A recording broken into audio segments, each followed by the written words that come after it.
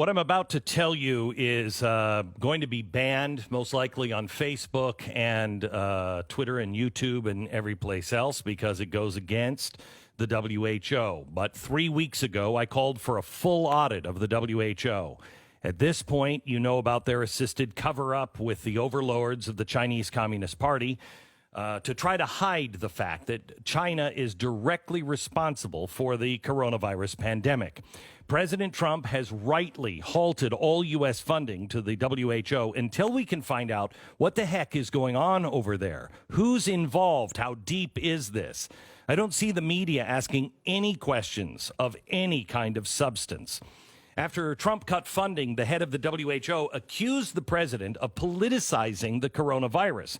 But the media, as usual, refuses to look into the political relationship between the head director, Tedros, of the WHO and the Chinese Communist Party. Now, let me give you a quick recap of what we were able to find just a few weeks ago. All of it I revealed on Blaze TV. If you're a subscriber, it can still be found on demand. It's really important. Tedros is the first WHO director to not have a medical degree. He's actually an Ethiopian politician. Now, I could be nice and start with he was the Ethiopian Minister of Health, but that's not where he was lately, and I'm going to get back to his posting as the Minister of Health here in a second. But his last job was with the Ethiopian government. He was their Minister of Foreign Affairs. He was basically their Mike Pompeo. He was also the chairperson of the Executive Council of the African Union. It is widely reported now that China has an intense connection with the past couple of decades with Africa, very specifically in Ethiopia, which has been dubbed China's dream in Africa. So exactly 1 year ago this month, Ethiopia hosted its second Belt and Road Summit. Now, Belt and Road is China's strategy to dominate all international trade. Apple and Samsung used to be the most popular phone companies in Ethiopia until China moved in. Now it's the Chinese phone maker Tecno. The Chinese presence in Ethiopia is staggering, and we went through it on Blaze TV. The Chinese construction companies are building structures all over the country. They fully funded a $47 million rail system and over 30,000 miles of roads. They proved 70% of the funds for another railroad that links Ethiopia to neighboring countries at a cost of $3.4 billion. The Chinese investment in Ethiopia is growing at a rate of 52% a year, still growing. That's a high price tag.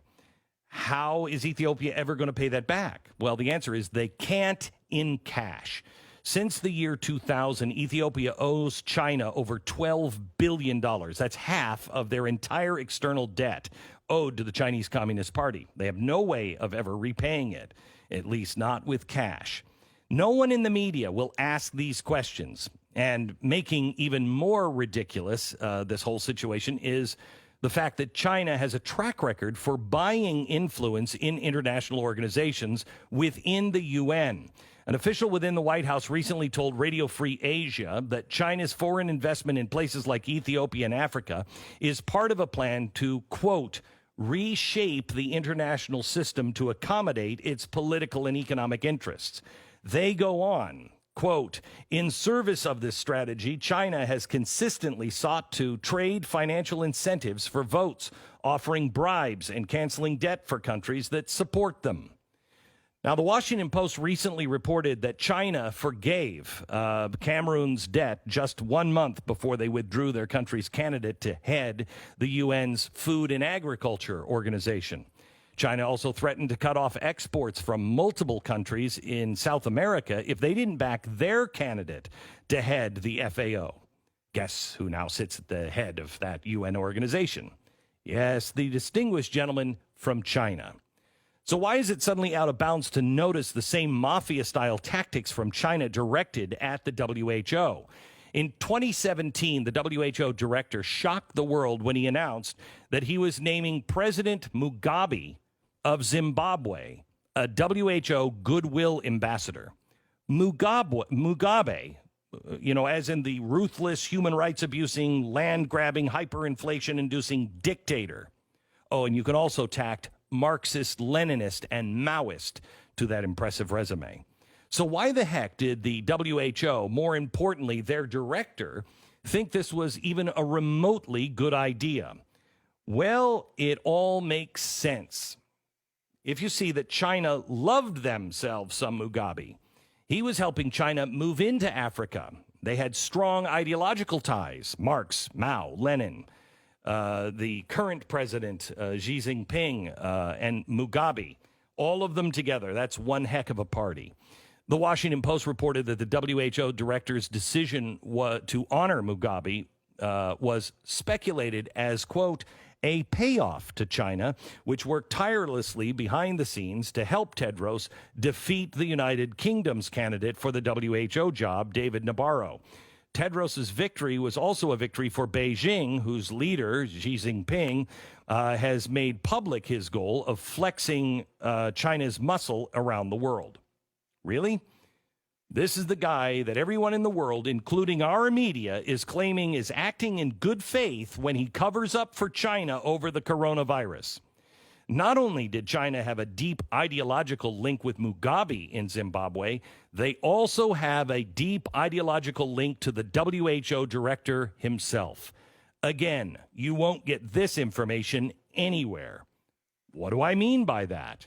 Well, the government that he used to serve in Ethiopia are Marxist-Leninists.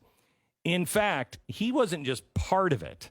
He's a member of and served both as health minister and foreign minister in the Ethiopian Tigray People's Liberation Front. Oh, I love them liberation fronts. It's a radical socialist movement that was so violent that they were officially designated a terror group. Some of their highlights include forced displacements and land seizures, torture, which include, and I'd like to quote here, prisoners were raped, tied to trees, held with animals, had water bottles hung from their genitals, and their fingernails pulled out, and a slew of other human rights abuses. But that's what you get from Marxist revolutionaries. I know what you shouldn't expect. You shouldn't expect one of their members to become the director of the WHO. But what do you know? China saw a friend in both Tedros and his Marxist government buddies. They probably saw talent they could use when Tedros was allegedly caught covering up epidemics when he was the Minister of Health. I told you I would get back to that. Outbreaks of cholera were instead classified under him as, quote, acute watery diarrhea, despite the fact that outside experts tested stool samples and, lo and behold, it was cholera. He said it wasn't. The Washington Post reported back in 2016 that certain European officials were lobbying hard to keep the words cholera and Ethiopia out of any conversation.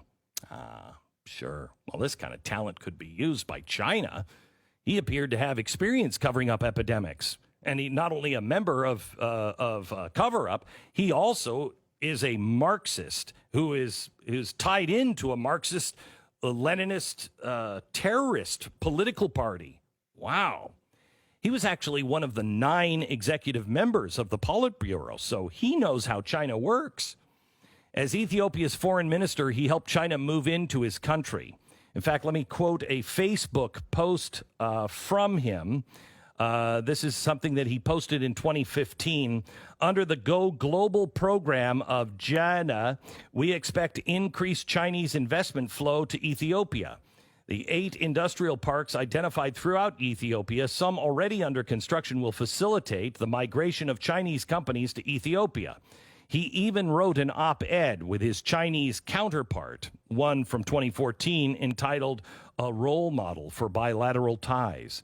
This particular article was published in the Chinese Daily, a publication that is owned in its entirety by the Chinese Communist Party. More specifically, the publicity department, otherwise known as the propaganda arm of the Communist Party. Now, all of this should be on the front page of every American and Western investigative news outlet in the world.